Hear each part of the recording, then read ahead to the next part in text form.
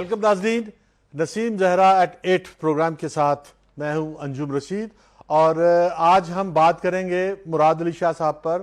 مراد علی شاہ جو ہے وہ ابھی کچھ دیر پہلے سندھ اسمبلی نے انہیں سندھ کا وزیر اعلیٰ منتخب کیا ہے، اور جبکہ کچھ عرصہ پہلے کیا آج تک جو ہے وہ شور تھا کہ قائم علی شاہ کی گورنمنٹ بہت بری ہے، قائم علی شاہ کی پرفارمنس بالکل نہیں ہے، قائم علی شاہ بہت برے ہیں، قائم علی شاہ میں بے شمار خامیاں ہیں، قائم علی شاہ کو تبدیل کیا جائے، اور قائم علی شاہ کو تبدیل کر دیا گیا۔ اور جب آج تبدیل کیا گیا تو اس وقت انہیں ٹریبیوٹ پیش کیا گیا، انہیں خراج تحسین پیش کیا، پوری پیپلز پارٹی نے کیا، چلو پیپلز پارٹی نے تو کرنا تھا، اپوزیشن نے کیا، جو سب سے بڑی اپوزیشن ہے ایم کیو ایم نے ٹریبیوٹ کیا۔ اس پوری صورتحال پر بات چیت کرنے کے لیے آج ہمارے ساتھ یہاں لاہور اسٹوڈیو میں موجود ہیں ہمارے ساتھ چودھری اعجاز صاحب ہیں، جو پی ٹی آئی کے رہنما ہیں اور ایک ویسے لاہور کی ایک مدبر انٹلیکچوئل بھی ہیں، اور ہمارے ساتھ ایمبیسڈر آج ہمارے ساتھ جو ہے وہ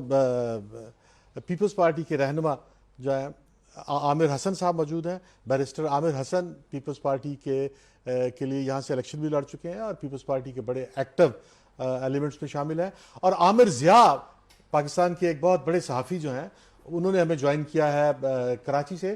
اور میں عامر ضیاء صاحب سے ایک سوال شروع کروں گا۔ عامر ضیاء، مجھے ذرا صرف یہ آپ کیونکہ کراچی میں بیٹھے ہیں اور آپ ایک سینئر جرنلسٹ بھی ہیں، آپ ذرا اس کو ڈیفائن کر دیں کہ قائم علی شاہ میں کیا برائیاں تھیں آپ کی نظر میں، نہیں ان کے خلاف کیا الزامات تھے تمام، اور پھر آپ اپنا اوپینین بھی دیں کہ آپ کی نظر ان میں کیا برائیاں تھیں، تاکہ ہم اس بحث کو شروع کر سکیں۔ انجم صاحب، برائیاں تو میں نہیں کہوں گا، بزرگ سیاستدان ہیں، انتہائی شریف آدمی ہیں، اور لیکن ان کی دیکھیں شرافت کے تحت کہ شریف آدمی ہیں، اور ان کی شرافت کے میں کہوں گا ان کے انڈر کرنٹس میں جو کچھ ہو رہا تھا اس صوبے میں، یعنی کہ سب سے پہلے سب سے بڑا جو میں کہوں گا کہ جو پور گورننس تھی وہ ان کی ناک کے نیچے ہو رہی تھی، بدعنوانی جو تھی ان کے ناک کے نیچے ہو رہی تھی، کراچی کے جو مسائل تھے حل نہیں ہو پا رہے تھے، دیہی سندھ کے مسائل جو تھے وہ حل نہیں ہو پا رہے تھے، تو بذات خود ان کے اوپر کوئی کرپشن کا چارج نہیں ہے، لیکن ان کی ناک کے نیچے بہت سارے ایسے کام ہو رہے تھے۔ عامر صاحب یہی رکیے گا، عامر میں اس پہ جو ہے اپنے پینلسٹوں کا ویو لوں گا۔ اچھا چوہدری صاحب، یہ جو عامر ضیاء نے بات کی ہے کہ ایک تو انہوں نے کہا کہ وہ خود کرپٹ نہیں تھے، اور دوسری بات کی کہ نیچے کرپشن تھی، اور لا اینڈ آرڈر کی صورتحال خراب تھی، ایڈمنسٹریشن کام نہیں کر رہی تھی، اور ٹوٹل نااہلی تھی۔ آپ پولیٹیشین بھی ہیں اور طویل عرصے سے پولیٹیشین ہیں۔ اچھا آپ اعجاز صاحب، آپ کیا سمجھتے ہیں کہ قائم علی شاہ صاحب واقعی اس کے ذمہ دار تھے جی، اور وہ یہ کر رہے تھے؟ انجم صاحب بہت شکریہ۔ ویسے تو وہ کہتے ہیں کہ جانے والوں سے گلہ کون کرے، یہ تو ویسے بھی برا لگتا ہے۔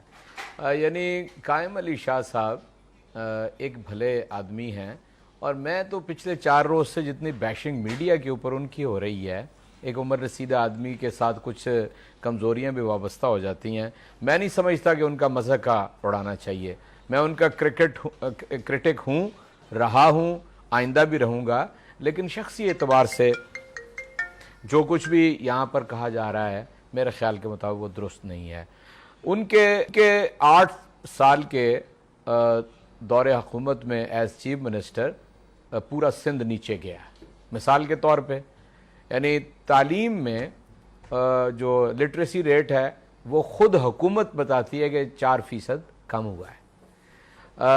خط غربت سے نیچے سندھی جو ہیں ان کی تعداد 75% ہے، یہ بھی آپ کے اپنے داد و شمار ہیں۔ لا اینڈ آرڈر کے اوپر تو میرا خیال ہے وہ آپ کے کراچی سے جو دوست ہیں عامر صاحب، انہوں نے بھی کیا اس کا ذکر، یعنی وہ بدترین صورتحال ہے، چاہے شہر ہوں چاہے دیہی علاقے ہوں، سندھ کے انٹیریئر ہو۔ اس لیے اس پہلو سے تو میں یہ سمجھتا ہوں کہ بہت نقائص گورننس کے اعتبار سے، ترقی کے اعتبار سے، یعنی کراچی دنیا کا گندہ ترین شہر بن بیرسٹر آپ عامر سے اس پہ ذرا اپینین لے لوں، پھر میں صدیق الفاروق صاحب نے بھی ہمیں جوائن کیا ہے اسلام آباد سے، تو میں صدیق الفاروق کے پاس تھوڑی دیر میں جاؤں گا، ابھی بیرسٹر صاحب سے لیں گے۔ اچھا عامر حسن صاحب، آپ کیسے دیکھ رہے ہیں کہ کیا واقعی یہ قائم علی شاہ کی وجہ سے سندھ نے نوز ڈائیو کیا اور سندھ جو ہے وہ غربت کی لائن، وہاں غربت بھی زیادہ ہوئی ہے اور وہاں ایجوکیشن بھی خراب ہوئی ہے اور وہاں پر لا اینڈ آرڈر بھی برا ہوا ہے، اور یہ ساری برائیاں قائم علی شاہ اس کے ذاتی طور پر ذمہ دار تھے؟ بہت شکریہ انجم صاحب. دیکھیں بات ایسی ہے کہ جیسے چودھری صاحب نے فرمایا کہ جب کوئی جا رہا ہو تو گلہ کیا کرنا، تو اسی طرح میں نمائندہ ہونے کے باوجود پاکستان پیپلز پارٹی کا، اب میں فگرز کے اوپر میرے اختلاف ہو بھی، جیسے لٹریسی ریٹ کا چودھری صاحب نے فرمایا ایسا نہیں ہے، سندھ کا لٹریسی ریٹ بڑا ہے. بہرحال کیونکہ قائم علی شاہ صاحب نے اپنا 8 سالہ وزارت اعلیٰ کا دور کمپلیٹ کر لیا. اب وہ اچھے تھے برے تھے یہ تاریخ بھی فیصلہ کرے گی، آپ جیسے تجزیہ نگار بھی لکھتے رہیں گے اور یہ چیزیں سامنے آتے رہیں گی.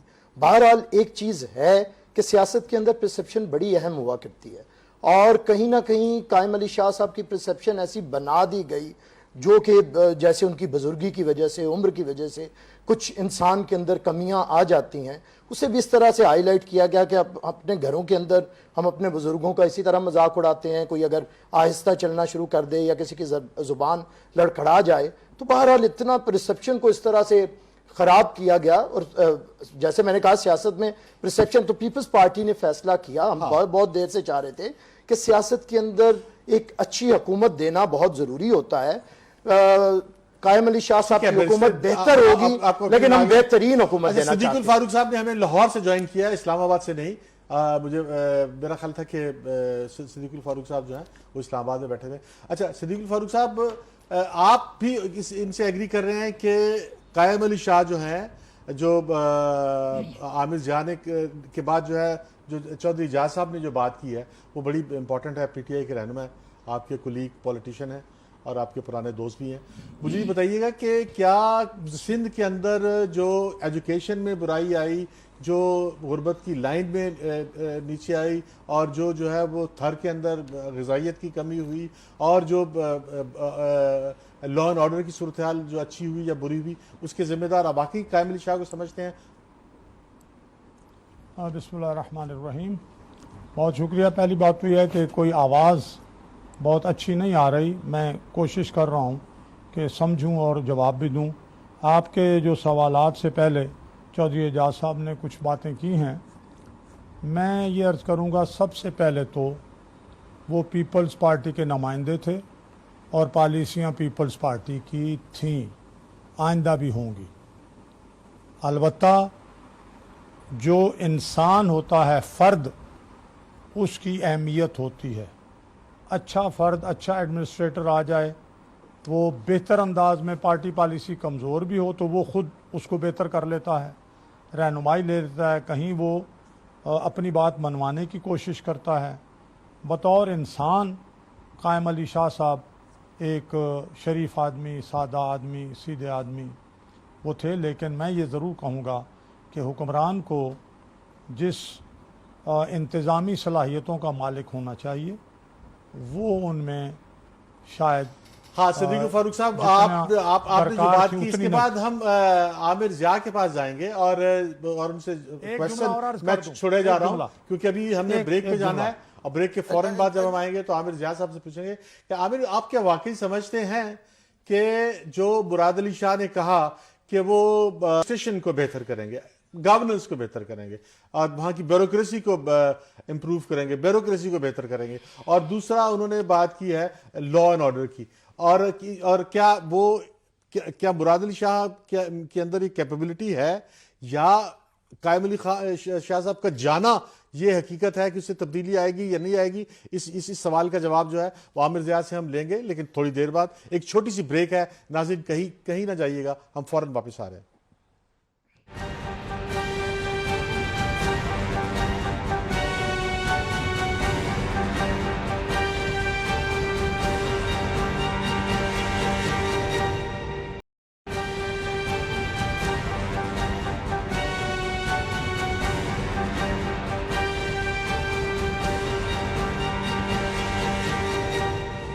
वेलकम बैक नाजरीन। जाने से पहले हमने आमिर जिया साहब से जो क्वेश्चन किया था, आमिर जिया अभी जो मुराद अली शाह की तकरीर है उसमें जो उन्होंने बातें की हैं, एक तो उन्होंने बात की है कि वो एडमिनिस्ट्रेशन को ठीक करेंगे, जरा इस पे हमें मुख्तार साहब ने बताना है कि वो एडमिनिस्ट्रेशन को ठीक कर सकते हैं या नहीं कर सकते। एक उन्होंने कहा है कि सिंध बहुत रिसोर्सफुल इदारा है, तो इसकी रिसोर्सेज के बारे में इसका मतलब यह है कि क्या फेडरेशन के साथ वो तसादुम की तरफ तो नहीं जाएंगे कि सुई गैस के मसले पे और जो दूसरे जराए हैं सिंध के कोल के मसले पे उस पर कुछ तसादुम में जाएं, और फिर इससे पहले एनएफसी अवार्ड पे तो पहले ही फेडरेशन के साथ नाराजगी का इजहार कर सकें। तो आप कैसा देख रहे हैं मुराद अली शाह के अगले स्टेप्स को?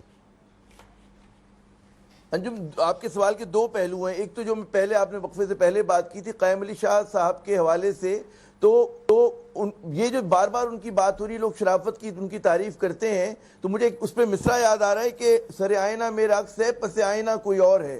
तो कायम अली शाह साहब के साथ मसला ये था कि वो एक बेख्तियार वजीर आला थे और असल में वो पार्टी लीडरशिप की पॉलिसीज को इम्प्लीमेंट कर रहे थे, उसको नाफिज कर रहे थे। अब मुराद अली शाह साहब आए हैं। आप एक नारा नौजवानी में लगाया करते थे कि चेहरे नहीं समाज को बदलो या निज़ाम को बदलो। तो क्या इसका मतलब हम ये लें कि ये जो सूबे का निज़ाम है वो इस तब्दीली के बाद तब्दील हो जाएगा? ये एक बुनियादी सवाल बनता है। और उसी से जुड़ा हुआ ये है कि जनाब एडमिनिस्ट्रेशन कैसी होगी, वफाक के साथ ताल्लुकात कैसे होंगे।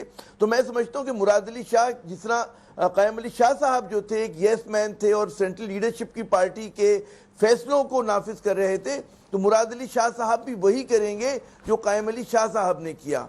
हाँ, क्योंकि नौजवान आदमी है, कम उम्र है, तो ज्यादा वो थैंक यू बिल्कुल एक अलग बात है। हम फेडरेशन के नुमाइंदे हैं, हमारे साथ मुस्लिम लीग नून के रहनुमा हमारे साथ बैठे हैं। अच्छा, हम उनसे क्वेश्चन कर रहे हैं कि जनाब आप क्या समझते हैं कि क्या एडमिनिस्ट्रेशन जो है जो उसको एक फर्द की तब्दीली से तब्दील किया जा सकता है, या ब्यूरोक्रेसी की जो आदतें हैं वो जाती नहीं?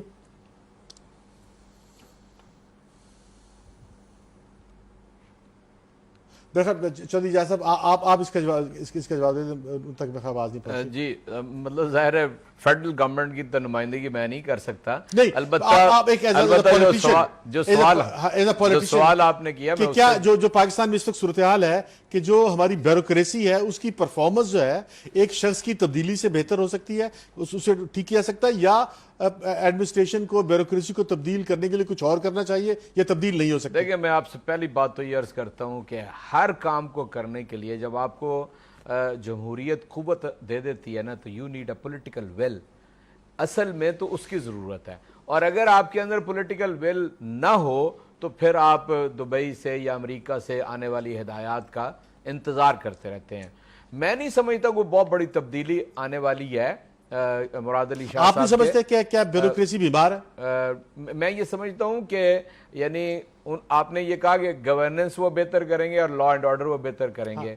गवर्नेंस पाकिस्तान के अंदर जिस तरह सियासी जमातें सूबों को चला रही हैं, पीपल्स पार्टी सिंध को, PMLN पंजाब को, गवर्नेंस ये बिल्कुल ठीक कर ही नहीं सकते, इसलिए कि सारी ब्यूरोक्रेसी को अपने वो यानी घर की लौंडी के तौर पे इस्तेमाल करते हैं, और उन्हें इसी बुनियाद पर सारी तकर्रियां, इसी बुनियाद पर सारी तनज़लियां और तरक्कियां होती हैं, इसलिए ये नहीं वो कर सकते।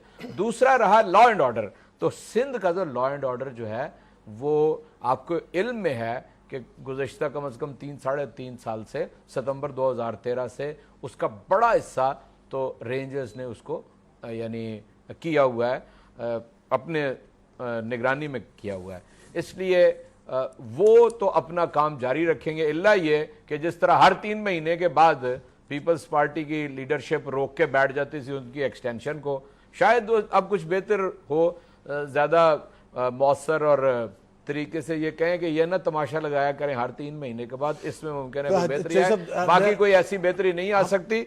अलबत्ता मैं ये एक बात मुझे कह रहे दीजिए, इंतखाबात आ रहे हैं 2 साल के बाद या उससे कबल, ये है असल में पीपल्स पार्टी का एक यंगस्टर को, एग्रेसिव आदमी को लेके आने की वजह। एजाज चौधरी साहब, आप कह रहे हैं कि ये जो ब्यूरोक्रेसी जो है की जो खामी है ये सिर्फ सिंध में है, ये पंजाब में नहीं है? मैंने तो जिक्र किया पंजाब का। और ये अंदाज़े हुकूमत जो है ہمارے دو بڑی پارٹیوں کا اس صوبے میں اور اس صوبے میں ایک ہی طرح کا ہے. یہ اپنے لائل آدمی تلاش کرتے ہیں, اپنے کہتے ہیں نا جو گھر کا. پنجابی میں آپ نے سنا ہوگا, میرا خیال آپ ہم سے بہت بہتر جانتے ہیں حالات کو. وہ کہتے ہیں جی ساڑھے گھر دا بندہ ہے, ڈی سی او لگا ہے تے ڈی پی او ساڑھے گھر دا. یہاں پر یہ تصور ہے گھر کا بندہ لگانے کا. اس کے نتیجے میں آپ کہاں سے گورننس تلاش کر لیں گے؟ وہ یعنی لا آف دی رولرز ہوگا, رول آف دی لا نہیں ہوگا. یہ کیفیت جو ہے دونوں جگہ آپ دیکھ رہے ہیں. بیرسٹر عامر حسن, آپ کیسے دیکھ رہے ہیں کہ مراد علی شاہ ایڈمنسٹریشن کو درست کر سکتے ہیں؟ جیسے کہ چوئی صاحب تو کہہ رہے ہیں وہ تو خامی اوپر سے آ رہی ہے. افراد کے آنے سے فرق تو پڑتا ہے, اور ٹیم لیڈر جو ہو اس سے ٹیم کی صلاحیتوں پہ بھی بہت زیادہ اس کا انحصار ہوتا ہے. لیکن بات یہ ہے کہ جب ہم تنقید کرتے ہیں یا باتیں کرتے ہیں, کیا پاکستان کے اندر مسئلہ گورننس کا صرف سندھ کے اندر ہے؟ کیا صرف امن و امان سندھ کا یہ 4-5 سال میں خراب ہوا؟ بہت خراب ہوا. جب بہتر ہوا پیپلز پارٹی کے دور میں ہوا. یہ کریڈٹ ہے. مراد علی شاہ کے والد تھے تو 93 سے 96 کے دوران اسی پولیس کے ذریعے بہتر کیا گیا اور امن و امان کو بہترین سطح کے اوپر لے کے آیا گیا. بعد میں پولیس والوں کو چن چن کے مارا گیا جنرل مشرف کے دور میں ایک سیاسی جماعت کی حمایت کے اوپر. تو بات یہ ہے کہ اور ابھی چودھری صاحب نے جیسے فرمایا, بہرحال پرابلمز ہیں, پنجاب میں بھی ہیں, سندھ میں بھی ہیں, اور KPK میں بھی ہیں. وہاں کے چیف منسٹر نے 3 دن پہلے کہا کہ جو کام مجھے 90 دن میں کرنے تھے وہ میں 3 سال میں بھی نہیں کر سکا, اور مجھے امید ہے کہ میں 5 سال میں بھی نہیں کر سکوں گا. تو پرابلمز ہر جگہ پہ ہیں.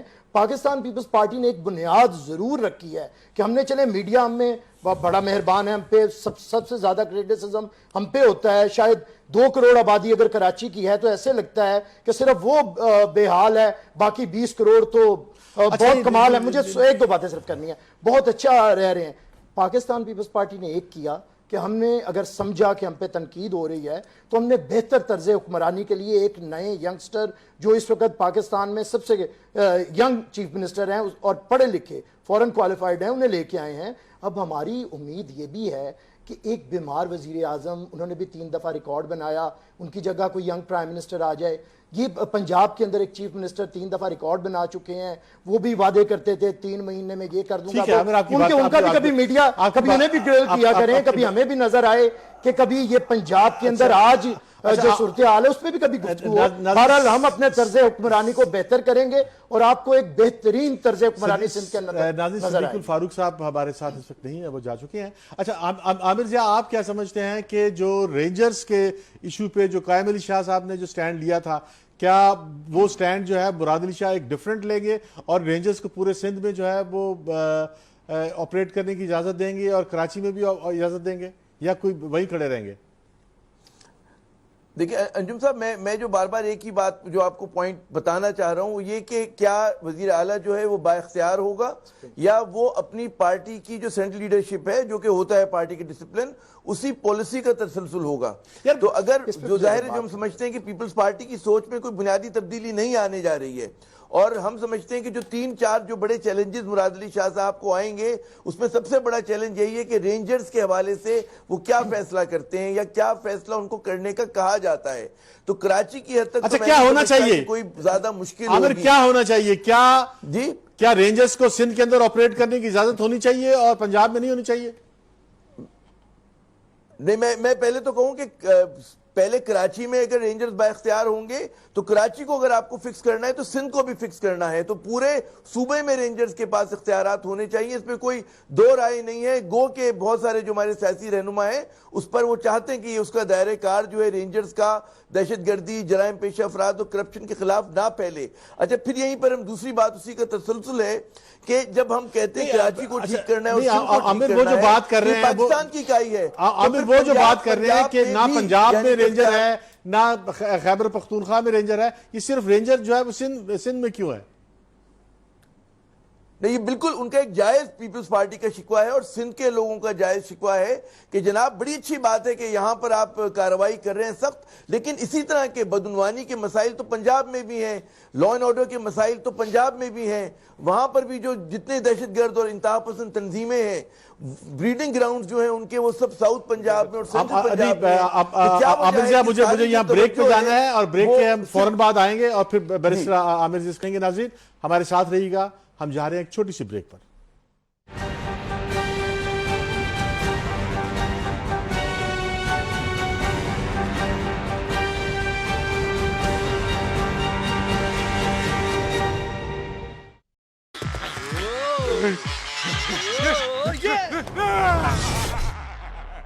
फोन स्लो था, हार गए। सिर्फ गेम नहीं, गेमर बनने का ख्वाब भी, दुनिया को प्रूव करने का चांस भी। बेटा गेमिंग से नाम कमाएगा।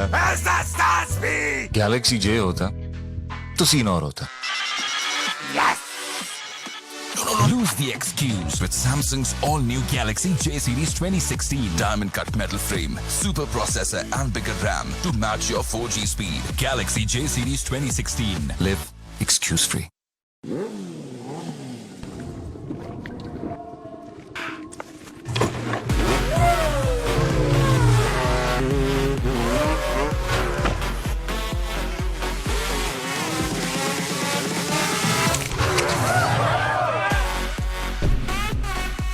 The Dew, 10 में से 9 डेंटिस्ट का इंतखाब, सेंसोडाइन।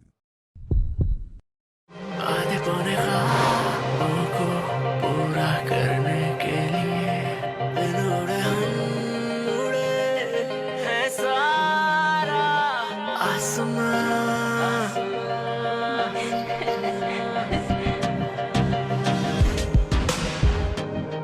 ऐसों कमाल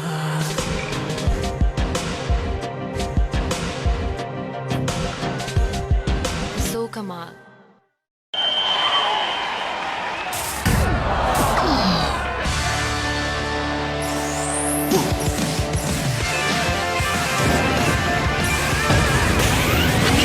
स्टिंग एनर्जी का झटका। 10 में से 9 डेंटिस्ट का इंतखाब, सेंसोडाइन।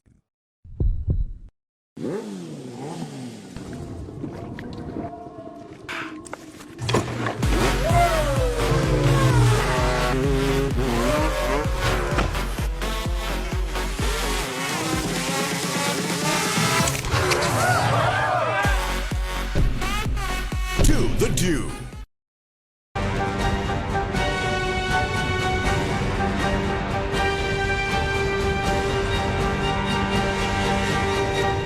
वेलकम बैक नाजरीन। जाने से पहले बैरिस्टर आमिर हसन साहब कुछ कहना चाह रहे थे। जो आमिर जिया ने जो कमेंट किया उस पर वो अपने कमेंट दे दें, फिर मैं चौधरी इजाज से बात करना चाह रहा हूँ। देखिए, एक दो बातों का मैं जवाब देना चाहूँगा। एक बात ये है कि बार बार ये कहना कि वज़ीर आला बाख्तियार होगा, बेख्तियार होगा अपनी सेंट्रल लीडरशिप से। देखिए, पार्लियामेंट्री फॉर्म ऑफ गवर्नमेंट में आपको लीडरशिप से रहनुमाई लेना होती है, और ये कोई बुरी बात नहीं। सारे जमहूरी ममालिक में, जिन्हें हम तरक्की याफ्ता ममालिक जमहूरी समझते हैं और जिन्हें उनमें सब में होता है, ये कोई इतना मायूब नहीं समझा जाता। बहरहाल day to day matters chief minister को हल करना है और वो करेंगे। और ये जो एक परसेप्शन बनाई गई है, आप देखेंगे कि मुराद अली शाह साहब उसे बड़ी हद तक उसका खात्मा करेंगे। दूसरी बात, बड़ा शौक है हम सबको कि रेंजर्स को मजीद इख्तियारात दे दें, कराची से उसे सिंध में भी भेज दें। देखें, सबसे बड़े दहशतगर्दी के वाक़यात आपको या KPK के अंदर मिलेंगे या पंजाब के अंदर मिलेंगे। KPK के अंदर APS का वाक़या हुआ जिसने रियासत के रुख का पॉलिसी का रुख ही चेंज कर दिया। वो रियासत जो हमेशा से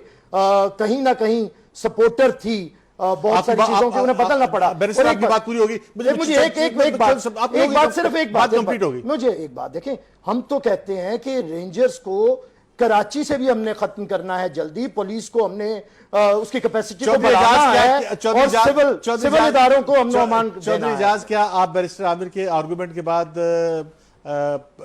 परवेज खटक साहब से दरख्वास्त करेंगे अपने चीफ मिनिस्टर से कि वो रेंजर्स को वहां पर इनवाइट करे, ताकि वहां पे आपको याद होगा जब ये रेंजर्स का इशू बहुत ज्यादा बढ़ गया था सिंध में, तो चेयरमैन भी और खैबर पख्तूनख्वा चीफ मिनिस्टर भी, ही इज ऑन रिकॉर्ड, उन्होंने कहा था कि रेंजर्स को लाएं KPK में, हम अपनी पुलिस से जितना इंतजाम कर सकते हैं वो कर रहे हैं, लेकिन दहशतगर्द जाहिर है सिंध और KPK का तो मुकाबला ही नहीं किया जा सकता ना। That is a war ridden area. लेकिन KPK हम चाहते हैं, नहीं बुलाया, बिल्कुल बुलाया, इनवाइट किया कि आ जाएं, आके देखें, यहाँ पर बहुत ज्यादा स्लीपर सेल हैं और सारी चीजें हैं। हमने कभी इनकार नहीं किया रेंजर्स के वहां पर आने। शॉर्ट है, मैं लेकिन और इसी मुराद अली शाह साहब पे जरा बात जो कर रहे हैं। मुराद अली शाह साहब ने जो है वो NFC अवार्ड पर एतराज किया था कि جو ہے سندھ کو اس کا پورا حصہ نہیں ملا, اور ابھی آج انہوں نے جو تقریر میں بھی کہا ہے کہ سندھ کے پاس بہت ریسورسز ہیں. تو آپ کیا سمجھتے ہیں کہ 18ویں ترمیم کے تحت فیڈریشن جو ہے وہ صوبوں کو ان کے اختیارات دے رہی ہے؟ کیا سوئی گیس کے اور کول کے اور پیٹرولیم جو سندھ سے نکل رہا ہے اس کے اختیارات سندھ کے پاس مکمل طور پر واپس جانے چاہیے؟ جو انجم صاحب پچھلے دنوں ایک بہت ہی سینئر پولیٹیشین وفات پا گیا, معراج محمد خان صاحب, میں ان کا انٹرویو دیکھ رہا تھا بعد میں, یعنی پہلے کا لیا ہوا. انہوں نے کہا کہ 18ویں ترمیم ہونے کے باوجود بھی جو کنکرنٹ لسٹ ہے وہ صوبوں کو نہیں دی گئی ہے. اصل میں تو ابھی بھی میں سمجھتا ہوں کہ یہ 18ویں ترمیم جتنے مجھے سمجھ آئی ہے, میں کوئی اس طرح کا آئین کا ماہر تو نہیں ہوں, بہت کنفیوز ہے, بہت زیادہ.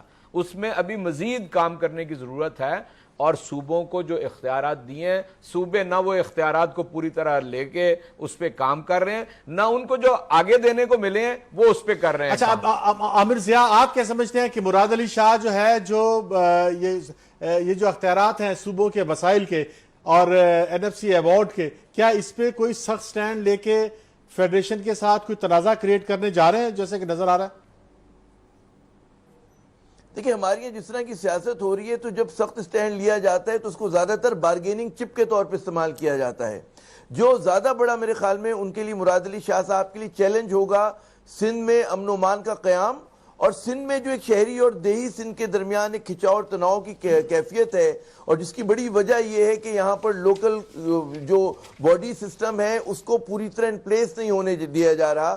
اور یہ صرف سندھ میں ہی نہیں, پنجاب میں بھی یہ صورتحال ہے کہ آپ نے تھرڈ ٹیئر آف ڈیموکریسی کو بالکل بے اختیار کر دیا ہے ہماری دونوں بڑی پارٹیوں نے مل کر, پیپلز پارٹی نے بھی اور PMLN نے بھی.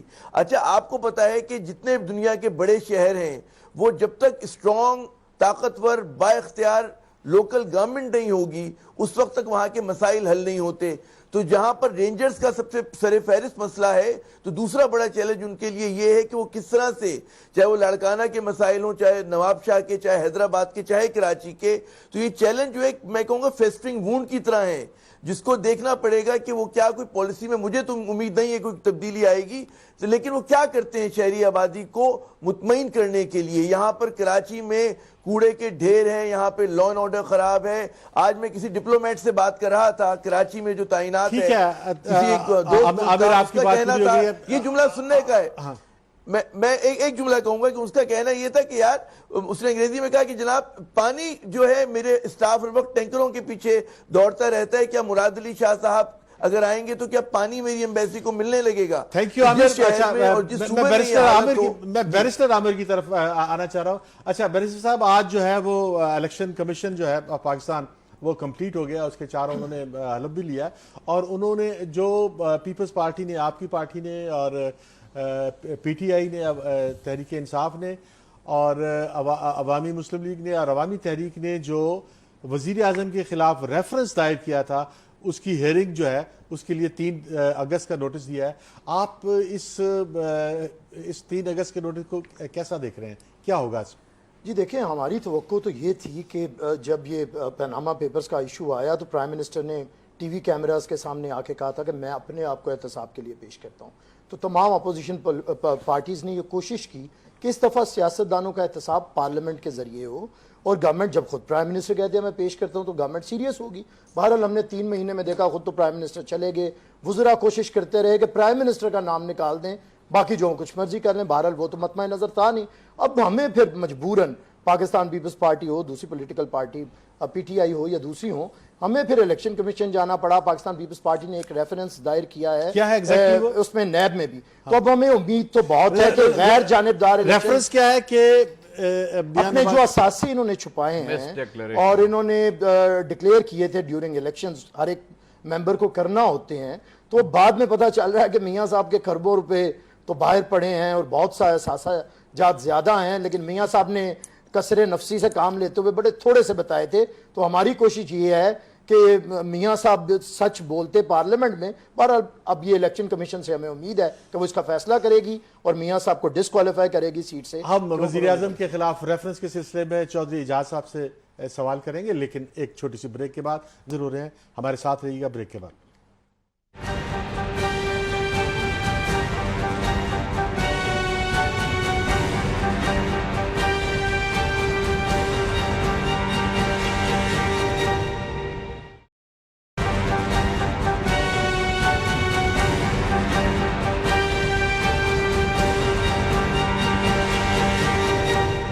वेलकम बैक नाज़रीन। चौधरी एजाज तहरीक इंसाफ के रहनुमा हैं और मैं चौधरी एजाज से ही सवाल करूंगा कि चौधरी साहब, अब आपने 7 अगस्त की तारीख दी थी एजुटेशन की और 3 अगस्त की डेट दे दी है तहरीक इलेक्शन कमीशन ने, तो आप क्या समझते हैं कि अब आपको ज़रूरत पड़ेगी 7 अगस्त को जो है प्रोसीड करने की, एजिटेशन शुरू करने की, क्योंकि इलेक्शन कमीशन तो वज़ीर आज़म के खिलाफ शुरू करने जा रहा है?